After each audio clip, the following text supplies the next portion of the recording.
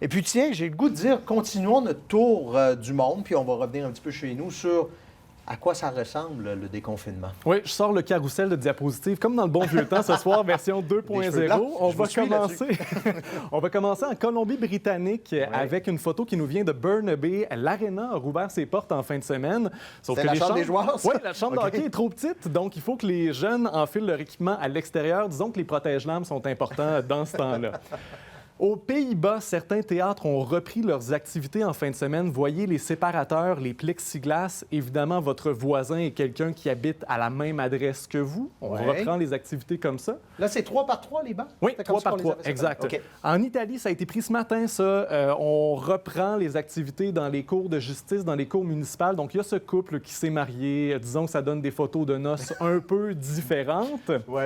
Au Bangladesh, vous savez qu'on est en plein ramadan présentement. Ouais. Les fidèles peuvent retourner prier dans les mosquées. On les a rouverts et on les asperge de désinfectant de la tête aux pieds avant d'entrer prendre place dans leur rangée.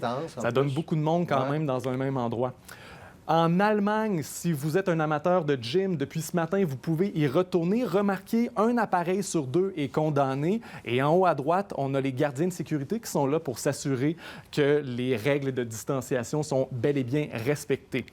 Du côté de la Chine, école primaire, ça reprend également ces jours-ci et on fait appel à ce genre de gadget haute technologie. C'est une tablette qui prend la température des jeunes élèves lorsqu'ils arrivent à l'école le matin. Donc, il y a un thermomètre au-dessus de l'appareil. Tout ça se fait sans fil. Il y a une personne qui peut vérifier si tout se fait dans les règles de l'art.